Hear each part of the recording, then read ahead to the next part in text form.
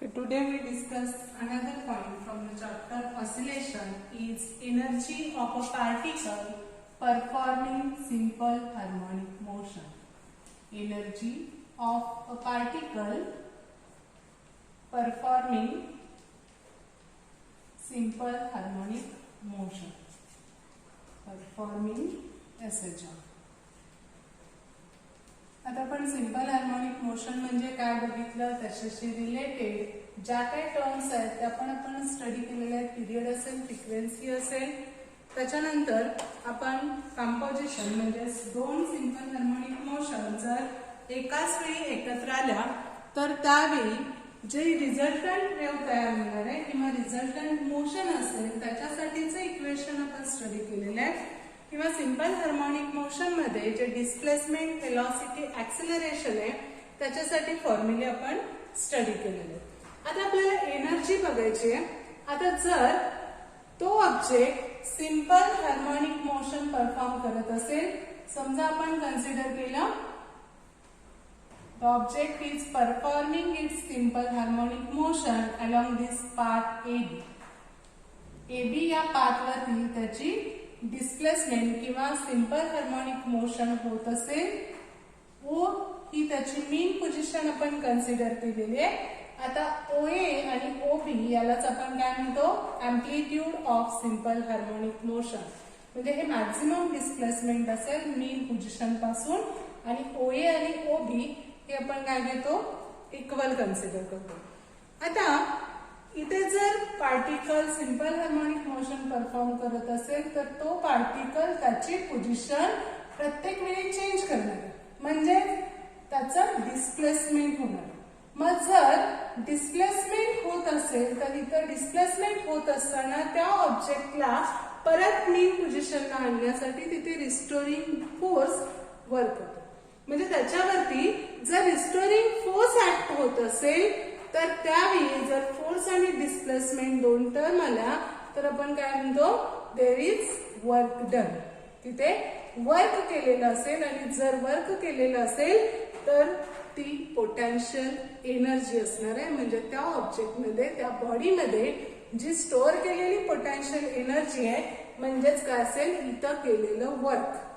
मग आपल्याला ही एनर्जी काढण्यासाठी तिथे वर्क कन्सिडर करावं लागेल आणि त्याची कायनेटिक एनर्जी कन्सिडर करावी लागेल, आणि त्या दोन्हीचं कॉम्बिनेशन म्हणजेच त्या पार्टिकलची टोटल एनर्जी असणार आहे. म्हणजे टोटल एनर्जी काढण्यासाठी आपल्याला कायनेटिक एनर्जी आणि पोटेन्शियल एनर्जी डिटरमाइन करावी लागेल. तर इथं आपण कन्सिडर केलेलं आहे particle performing simple harmonic motion along the path AB. O is the mean position of the particle. If we consider A is the amplitude of simple harmonic motion, इथे आपण consider करणार आहे A हे काय आहे, amplitude of SHM, amplitude of SHM, simple harmonic motion. Now we consider point P, which is at a distance x from mean position. या main position पासून हा जो पॉइंट P आहे तो आपण x डिस्टन्स वरती कन्सिडर केलेला.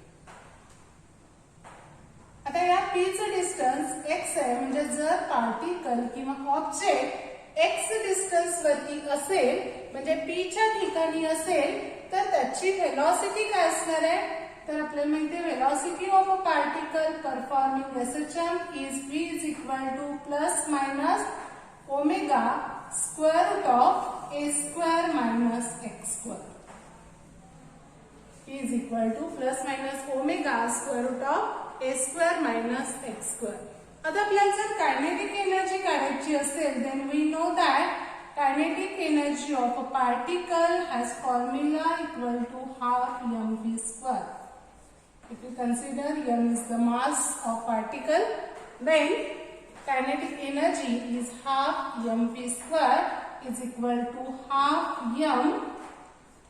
आता इथे v चा स्क्वेअर घ्यायचा आहे. v ची व्हॅल्यू आपल्याला इथे माहिती आहे plus minus omega square root of a square minus x square, म्हणजे plus minus omega square root of a square minus x square, त्याचा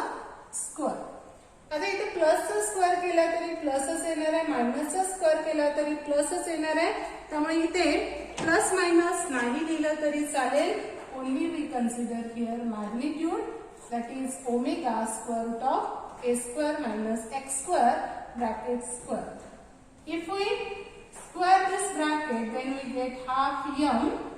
Here omega square and here square root of a square minus x square bracket square means remaining is a square minus x square.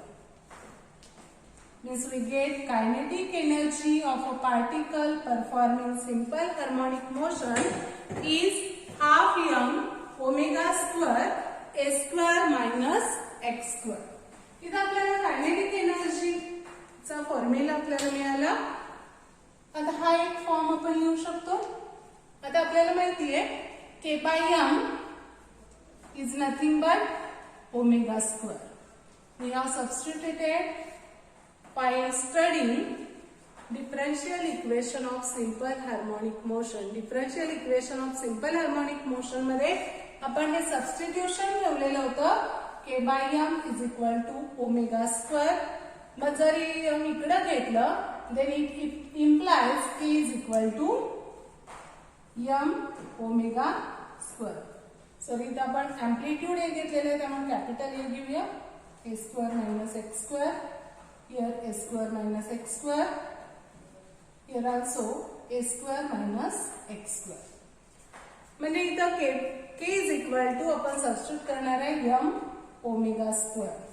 म्हणजे kinetic energy या formula मध्ये हे जे m omega square आहे त्याच्याऐवजी आपण k लिहू शकतो. त्यामुळे कायनेटिक एनर्जी साठी हा सेकंड फॉर्म पण आपल्याला लिहिता येईल. Kinetic energy is equal to half, इथे बघा m ओमेगा स्क्वेअर साठी आपण k कन्सिडर केला तर k in bracket a square minus x square means half k a square minus x square. This is another form of kinetic energy. म्हणजे इथे हा formula पण कायनेटिक एनर्जीचा आहे, तो पण कायनेटिक एनर्जीचा आहे, फक्त आपण m ओमेगा स्क्वेअर साठी तिथे k सबस्टिट्यूट केलेलं आहे आणि हा फॉर्म्युला लिहिला kinetic energy is equal to half k a square minus x square. आता आपण इथे डिस्प्लेसमेंट करतोय म्हणजे ज्यावेळी आपण स्प्रिंग बघितली होती, स्प्रिंग आपण राईट साइडला स्ट्रेच केली तर त्या ऑब्जेक्ट वरती, त्या ब्लॉक वरती स्प्रिंग काय करते तर अपोजिट डायरेक्शनला फोर्स एक्झर्ट करते. म्हणजे त्याची ओरिजिनल पोझिशन रिस्टोर करण्यासाठी त्याच्यावरती जे फोर्स ऍक्ट होतं त्याला आपण म्हणतो रिस्टोरिंग फोर्स. आणि हे जे रिस्टोरिंग फोर्स आहे that we can write here F is equal to minus kx. If x is displacement, k is force constant, then F is equal to minus kx. This is restoring force. आता आपण consider करणार आहे हा जो particle आहे म्हणजे p च्या ठिकाणी असताना त्याचं थोडंसं स्मॉल डिस्प्लेसमेंट म्हणजे इन्फायनाइटेसिमली स्मॉल आपण डिस्प्लेसमेंट कन्सिडर करणार आहे ते म्हणजे dx. इथं dx हे स्मॉल डिस्प्लेसमेंट कन्सिडर केलं तर परत इथे ऍक्ट होणारा फोर्स हे रिस्टोरिंग फोर्स Fच असेल. मग जर आपण त्याचं फर्दर डिस्प्लेसमेंट dx करत असू तर त्याला अपोजिंग फोर्स जर F असेल then we can write work done W is equal to or dW is equal to minus F dx. dW is equal to minus F dx. आता dW is equal to minus का घ्यायचंय कारण हे जे negative sign आहे ते कशासाठी घेतो आपण तर फोर्स आणि डिस्प्लेसमेंट दोन्ही कसे आहेत अपोजिट. फोर्स हे टुवर्ड्स मीन पोझिशन असेल आणि त्याचं डिस्प्लेसमेंट हे अवे फ्रॉम मीन पोझिशन आहे म्हणजे फोर्सची डायरेक्शन इकडे असणार आहे आणि डिस्प्लेसमेंट आपण या साइडला करतोय त्यामुळे इथे वर्क जे असेल ते निगेटिव्ह घ्यायचं dW is equal to minus F dx. आता आपल्याला माहिती F is equal to minus kx. That's why we substitute here minus in bracket minus kx dx is equal to kx dx.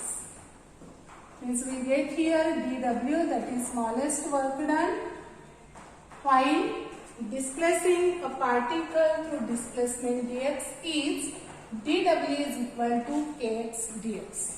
म्हणजे इथे आपल्याला स्मॉल वर्क म्हणजे dx एवढं displacement झाल्यानंतर जे वर्क केलेलं असेल ते एक्सटर्नल वर्क काय असेल, dw is equal to kx dx असेल.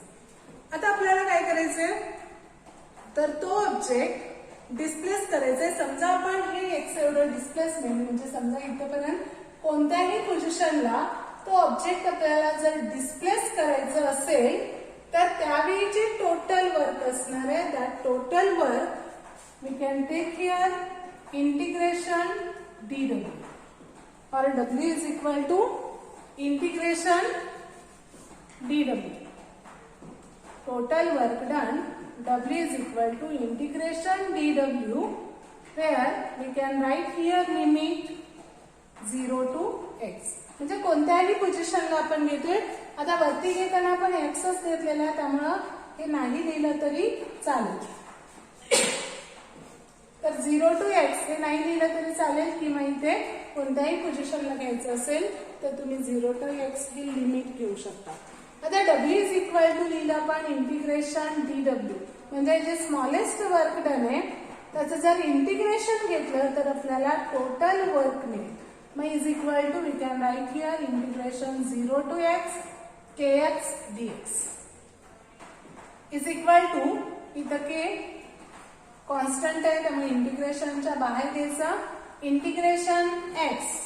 आता x चे इंटिग्रेशन हे आपल्याला माहिती आहे it is x square by 2 and here we write limit 0 to x. तर इंटिग्रेशन x चे इंटिग्रेशन असेल x स्क्वेअर बाय 2. आता जर इथे आपण लिमिट दिलं तर अप्पर लिमिट मायनस आपण घेतो lower limit is equal to k in bracket. Upper limit म्हणजे x च्या ऐवजी x सबस्टिट्यूट करायचं x square by 2 minus lower limit म्हणजे x च्या ऐवजी 0 सबस्टिट्यूट केलं तर इथे येणार 0. म्हणजे w is equal to k in bracket x square by 2 minus 0 और we can write here w is equal to half k x square. म्हणजे काय केलेलं आहे हे जे 1/2 आहे ते अगोदर लिहिलं आणि k x स्क्वेअर. आता हे मायनस 0 आहे त्यामुळे ती टर्म येणार नाही म्हणजे w इज इक्वल टू आपल्याला मिळेल हाफ k x स्क्वेअर. आता आपण मगाशीच बघितलं हे जे वर्क डन आहे this work done is nothing but potential energy. That's why we can write potential energy of a particle is equal to half k x square. Potential energy is equal to काय येणार आहे मग half k x square येईल. आता जर आपण k is equal to m omega square substitute केलं then we can write here potential energy is equal to half m omega square x square. This is equation 3.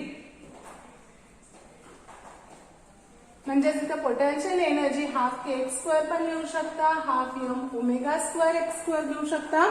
म्हणजे इथे आपल्याला त्या पार्टिकलची कायनेटिक एनर्जी मिळाली as well as we have calculated here potential energy of a particle performing SHF. Now we have to calculate total energy of a particle. आता आपल्याला total energy काढायची आहे and we know total energy is equal to kinetic energy plus potential energy is equal to. आता kinetic energy काय येतं half k a square minus x square आणि potential energy आपण ही घेतली potential energy is equal to half k x square. Then we can write here half k a square minus x square plus half k x square. आता इथं multiply केलं तर इथे काय येणार आहे हाफ k स्क्वेअर येईल मायनस इथे half k x square half k x square आणि हे plus half k x square.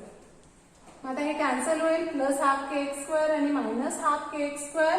Then remaining is half k a square, or we can write it is equal to half m omega square a square. Means we get formula for total energy of a particle performing a system is half m omega square a square.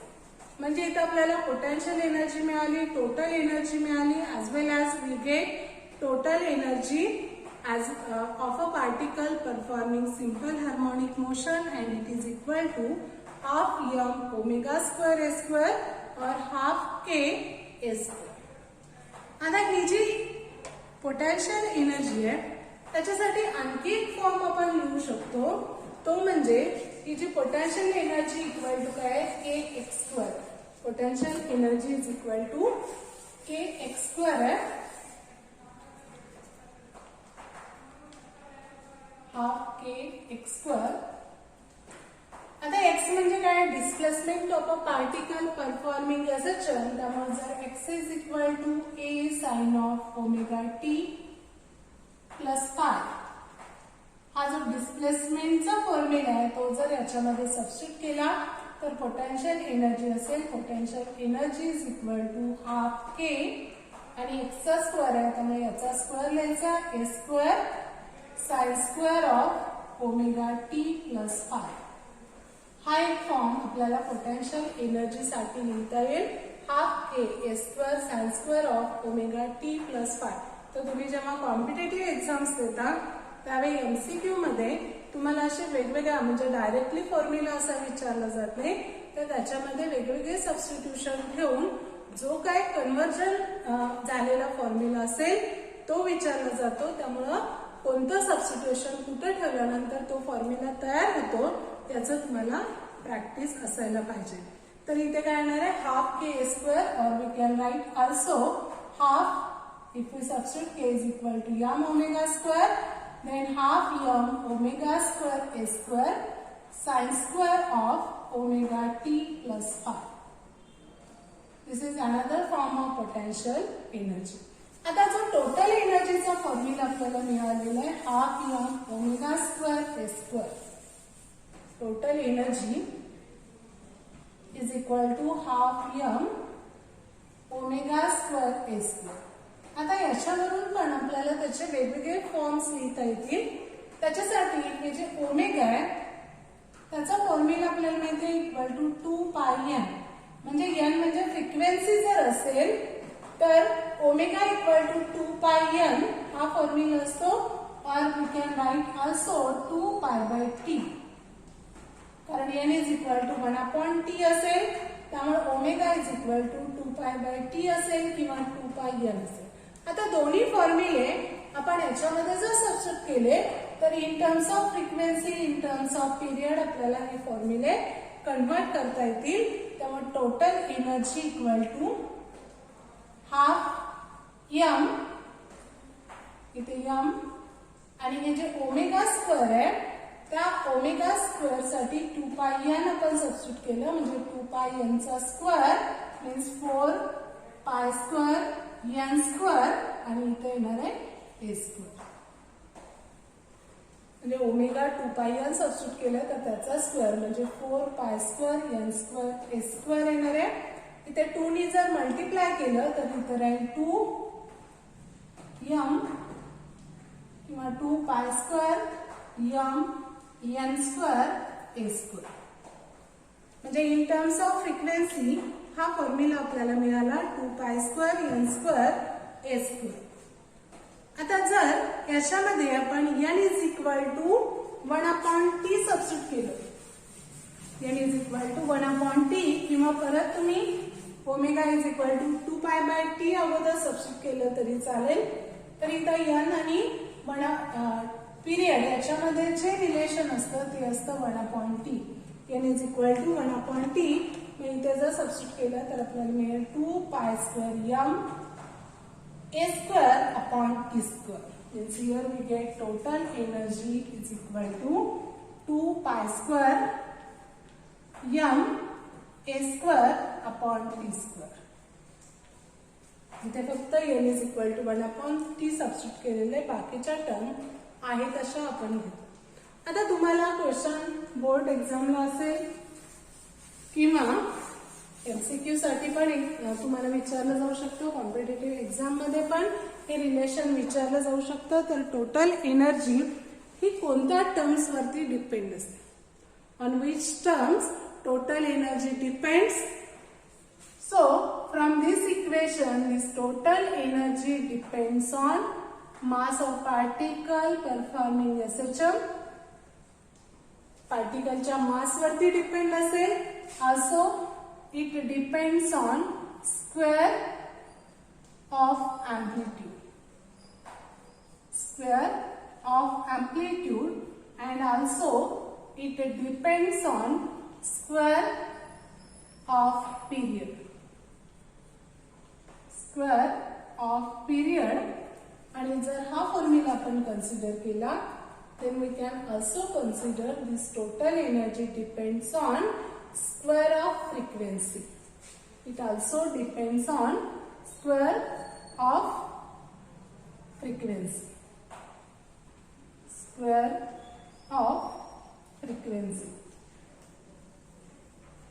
तर तुम्हाला board exam साठी पण असा question विचारला जाऊ शकतो. Show that energy of a particle performing SHM depends on square of frequency, depends on square off period. आता इथे हे इनव्हर्सली प्रपोर्शनल आहे की डायरेक्टली प्रपोर्शनल हे पण इम्पॉर्टंट आहे.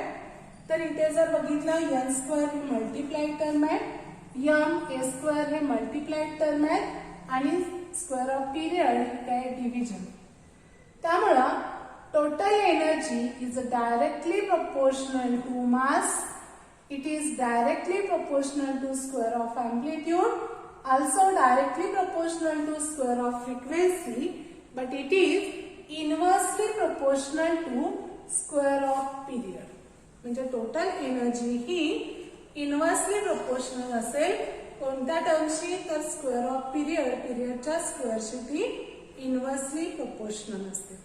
आणि बाकी सगळ्या टर्मशी ती कशी असणार आहे? डायरेक्टली प्रोपोर्शनल असेल.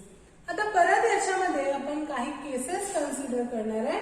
तर हे जे पोटॅन्शियल एनर्जी, टोटल एनर्जी आणि कायनेटिक एनर्जी आहे त्याचे फॉर्म्युले मी याबद्दल इथं सेपरेटली लिहिते आणि त्याच्यानंतर आपण त्या केसेस कन्सिडर करू. तर पोटॅन्शियल एनर्जीचं इथं आहे ½ k². Kinetic energy is equal to half k a square minus x square, and total energy is equal to half k a square. किंवा k चा m ओमेगा स्क्वेअर लिहिला तरी तो फॉर्म्युला पण लिहिला तरी चालेल. m omega square x square, m omega square a square minus x square. Also this total energy is equal to half m omega square a square. आता आपण वेगवेगळ्या पोझिशनला हे जे फॉर्म्युलेज आहेत ते फॉर्म्युले आपण कन्सिडर करणार आहे. तर पहिलं, इफ यू कन्सिडर ॲट मीन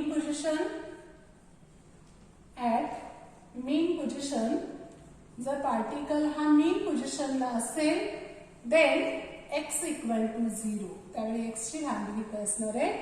0 असेल. मग या सगळ्या फॉर्म्युल्यामध्ये जर x 0 सबस्टिट्यूट केलं then potential energy is equal to half kx square is 0. Kinetic energy is equal to half k. इथे x ची व्हॅल्यू 0 येणार आहे त्यामुळे फक्त राहिलेली टर्म असेल a स्क्वेअर. म्हणजे इथं फॉर्म्युला येणार आहे k स्क्वेअर आणि टोटल एनर्जी इथं काय असेल? Half k a square. Total energy is equal to half k square. म्हणजे या दोन्हीची ऍडिशन घेतली तर आपल्याला मिळतं हाफ k स्क्वेअर. मग जर आपण हे दोन्ही फॉर्म्युले ऑब्झर्व केले then we can write at mean position kinetic energy or total energy is equal to kinetic energy. तर मेन पोझिशनला कायनेटिक एनर्जी आणि टोटल एनर्जी या दोन्ही कशा असतात? इक्वल असतात. आता त्याच्यानंतर आपण कन्सिडर केलं at extreme position. Second case at extreme position. आता एक्स्ट्रीम पोझिशनला एक्सची व्हॅल्यू काय असेल तर इक्वल टू अँप्लिट्यूड म्हणजे एक्स इज इक्वल टू काय असेल ए असेल. मग आता प्लस मायनस ए आपण घेऊ शकतो कारण लेफ्ट पोझिशनला आहे राईट पोझिशनला आहे त्याच्यानुसार त्याची व्हॅल्यू ही पॉझिटिव्ह किंवा निगेटिव्ह असू शकते. आता पॉझिटिव्ह किंवा निगेटिव्ह असेल म्हणजे x equal to plus minus a याच्यामध्ये सबस्टिट्यूट केलं तर परत पोटेन्शियल एनर्जी इक्वल टू आता इथे हाफ के एक्स स्क्वेअर मग एक्सची व्हॅल्यू आहे प्लस मायनस ए त्यामुळे त्याचा स्क्वेअर प्लस घेतलं मायनस घेतलं तरी ए स्क्वेअरच येणार आहे त्यामुळे इथे येईल half k a square. Now kinetic energy is equal to half k a square minus आता इथे एक्स स्क्वेअर आहे त्यामुळे परत एक्स स्क्वेअर म्हणजेच याचा स्क्वेअर ए स्क्वेअर येणार मग ए स्क्वेअर मायनस ए स्क्वेअर म्हणजे काय होईल 0 म्हणजे इथे कायनेटिक एनर्जी 0 असते. Potential energy half k square असेल आणि टोटल एनर्जी या दोन्हीची ऍडिशन म्हणजे हाफ के ए स्क्वेअर असेल. That's why at extreme position total energy is equal to potential energy. Extreme पोझिशनला टोटल एनर्जी पोटेन्शियल एनर्जी सारखे असतात. मेन पोझिशनला टोटल एनर्जी आणि कायनेटिक एनर्जी सारखी असते म्हणजेच मेन पोझिशनला पोटेन्शियल एनर्जी मिनिमम असेल कायनेटिक एनर्जी मॅक्सिमम असेल आणि एक्स्ट्रीम पोझिशनला पोटेन्शियल एनर्जी मॅक्सिमम असते आणि पार्टिकलची कायनेटिक एनर्जी ही मिनिमम असते. आता आपण कन्सिडर करणार आहे दुसरी कंडिशन म्हणजे जर आपण कन्सिडर केलं आता इथं घेतलं आपण मेन पोझिशनला काय असेल kinetic energy total energy equal आहे. एक्स्ट्रीम पोझिशनला total energy potential energy equal आहे.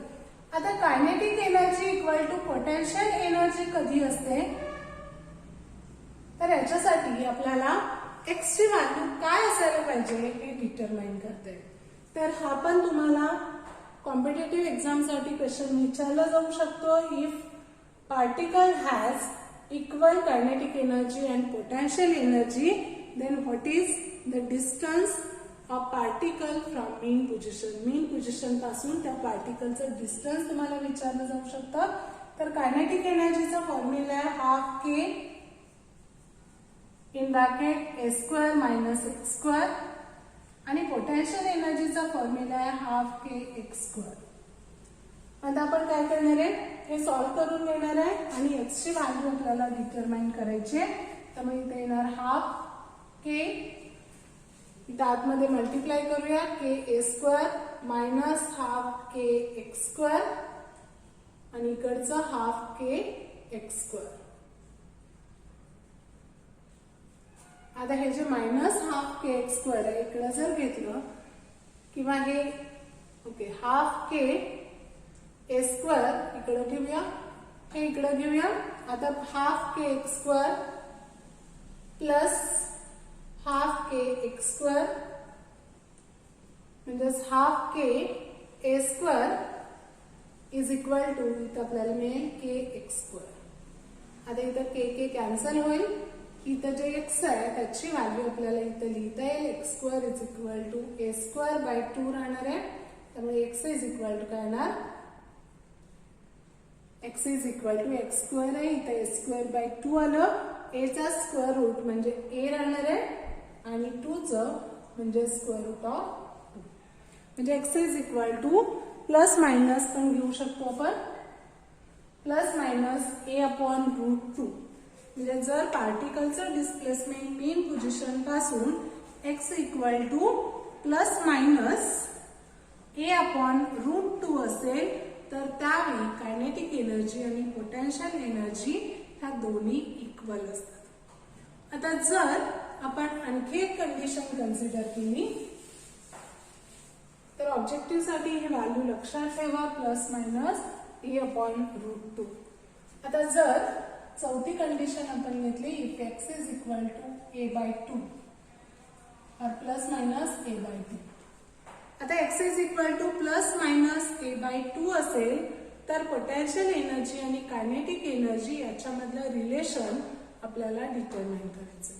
मग आता इथे कायनेटिक एनर्जी आपण कॅल्क्युलेट केली किंवा पोटेन्शियल एनर्जी कॅल्क्युलेट केली तर potential energy is equal to काय येणार हाफ के एक्स स्क्वेअर घेतोय आपण त्यामुळे a/2 ब्रॅकेट स्क्वेअर येईल म्हणजे इथं काय येणार आहे के ए स्क्वेअर डिवायडेड बाय 2 चा स्क्वेअर 4 येईल आणि इथे 8 किंवा आपण असं पण लिहू शकतो 1/2 half k a square by 4 येणार half k a square upon 4 येणार आहे मग आता हाफ के ए स्क्वेअर म्हणजेच काय आहे तर टोटल एनर्जी ऑफ अ पार्टिकलची जी टोटल एनर्जी आहे ती काय असते हाफ के ए स्क्वेअर असेल आणि त्याच्यासाठी जर आपण टोटल एनर्जीला ई कन्सिडर केलं then we can write here E/4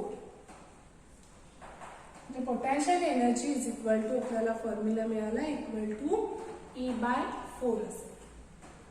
आता इथे जर तुम्ही ऑब्झर्व केलं की पहिली कंडिशन आहे किंवा अगोदर बघितलेलं आपण टोटल एनर्जीचा फॉर्म्युला असेल ही दुसरी कंडिशन आहे एक्स्ट्रीम पोझिशनला एक्स्ट्रीमला मीनला किंवा ऑब्जेक्ट जर कोणत्याही पोझिशनला असेल तर टोटल एनर्जीचा फॉर्म्युला ऑब्झर्व करायचा आहे इथे half k square here is also half k square and we know at displacement x total energy is also half k a square म्हणजे पार्टिकलची पोझिशन सिंपल हार्मोनिक मोशन मध्ये कुठे जरी असली तरी टोटल एनर्जीचा फॉर्म्युला आहे half k a square total energy equal to काय आहे हाफ के ए स्क्वेअर आहे म्हणजेच total energy of a particle performing a system always remains constant.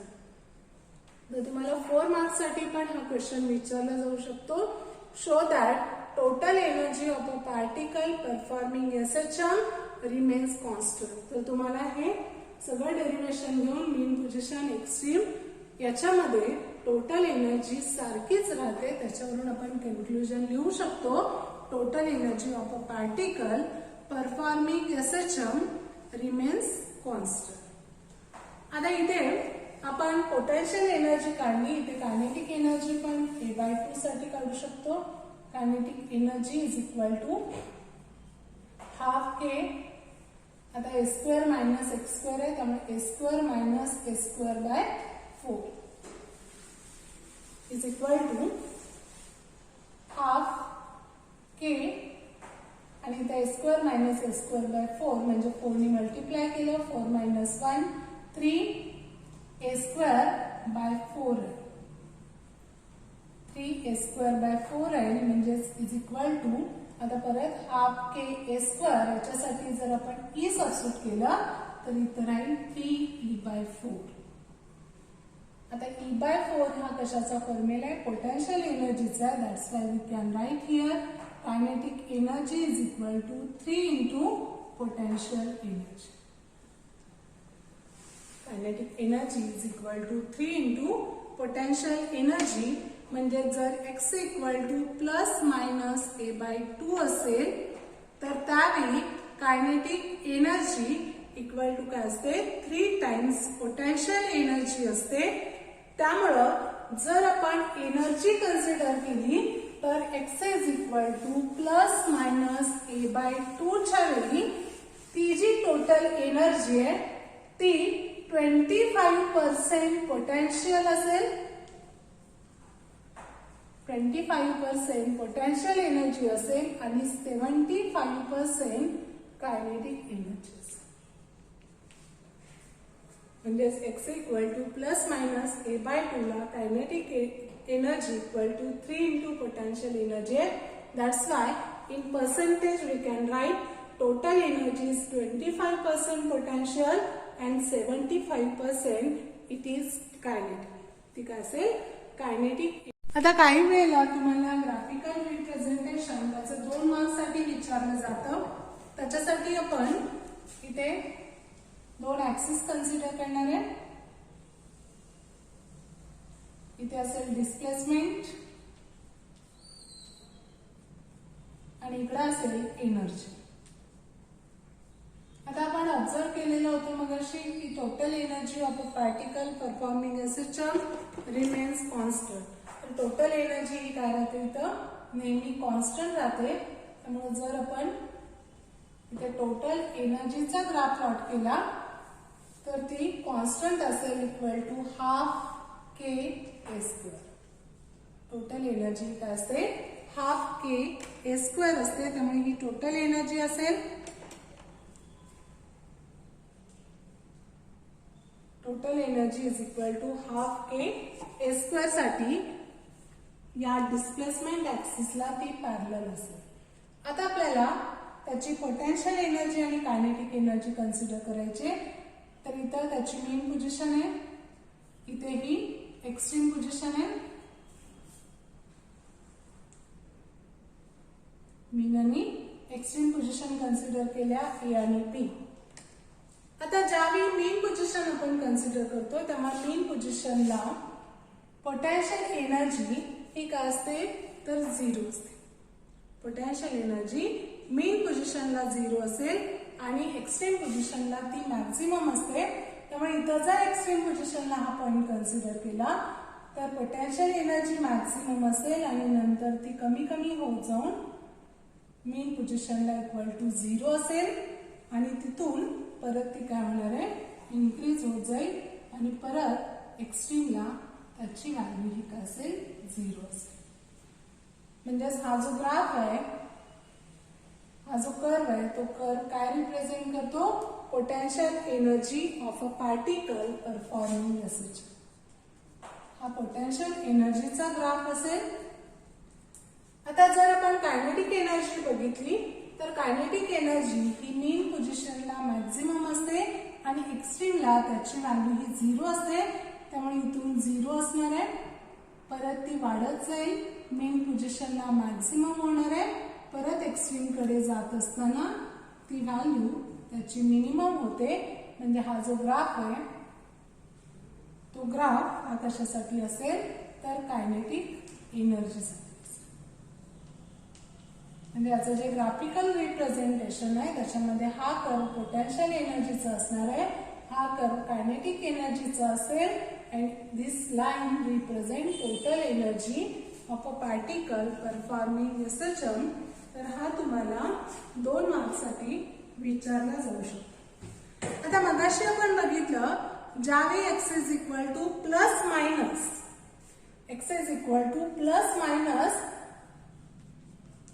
a upon √2 असेल त्यावेळी कायनेटिक एनर्जी आणि पोटेन्शियल एनर्जी इक्वल असतात. मग जर इथं ऑब्झर्व केला तर कायनेटिक एनर्जी आणि पोटेन्शियल एनर्जी सेम आहे. इथे पण कायनेटिक एनर्जी आणि पोटेन्शियल एनर्जी सेम आहे. त्यामुळं या ठिकाणी हे जे डिस्प्लेसमेंट आहे ते डिस्प्लेसमेंट काय असेल x is equal to plus minus a upon √2 असेल.